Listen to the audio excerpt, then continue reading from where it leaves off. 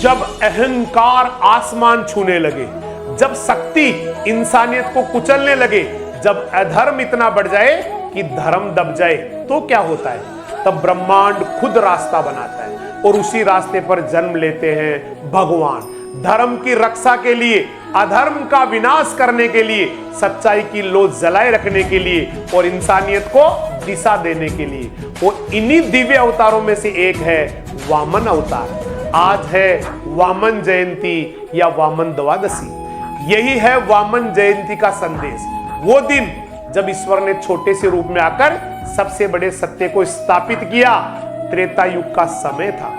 महाबली राजा बलि दानवीर, पराक्रमी और प्रतापी, लेकिन धीरे धीरे उनके भीतर अहंकार आ गया। उनकी सत्ता ने तीनों लोकों तक कब्जा कर लिया। तब देवताओं ने भगवान विष्णु से प्रार्थना की और भगवान ने वामन रूप में अवतार लिया, एक बटुक ब्राह्मण बालक के रूप। राजा बलि ने पूछा, बालक तुम मुझसे क्या चाहते हो? वामन देव मुस्कुराए, मुझे केवल 3 पग भूमि चाहिए। सभा हंस पड़ी। इतना छोटा सा वरदान, ये तो राजा का अपमान है। लेकिन वामन देव शांत थे। उन्होंने कहा, जो मांगा है वही चाहिए। राजा बलि ने मुस्कुराकर कहा, दानवीर बलि के द्वार से कोई खाली नहीं जाता। तुम्हें 3 पग भूमि मिलेगी। और यही से शुरू हुई अहंकार और धर्म की सबसे बड़ी परीक्षा। जो ही बलि ने वचन दिया, वामन देव ने अपना आकार बदल लिया। वो छोटे से बालक अचानक विराट हो गए।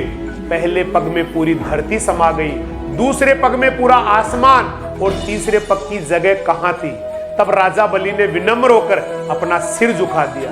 प्रभु, तीसरा पग मेरे सिर पर रख दीजिए। और जैसे ही वामन देव ने अपना पग बलि के सिर पर रखा, अहंकार धूल में मिल गया। सत्य और धर्म की विजय हो गई और यहीं पर अहंकार पर विनम्रता की जीत हुई। अधर्म पर धर्म की विजय हुई।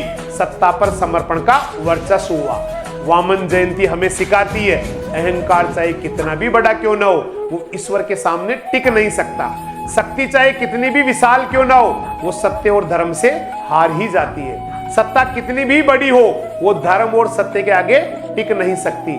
और विनम्रता वो हर हार को जीत बना देती है। इसलिए कहा गया है, जहां वचन का सम्मान हो वहीं ईश्वर का वास है। आज भी दुनिया में अहंकार है। कोई सत्ता के नशे में है, कोई धन के अभिमान में है, कोई ताकत के घमंड में। लेकिन वामन जयंती पुकारती है कि असली शक्ति सत्ता में नहीं, बल्कि समर्पण और सेवा में है। वामन जयंती की आप सभी को हार्दिक शुभकामनाएं।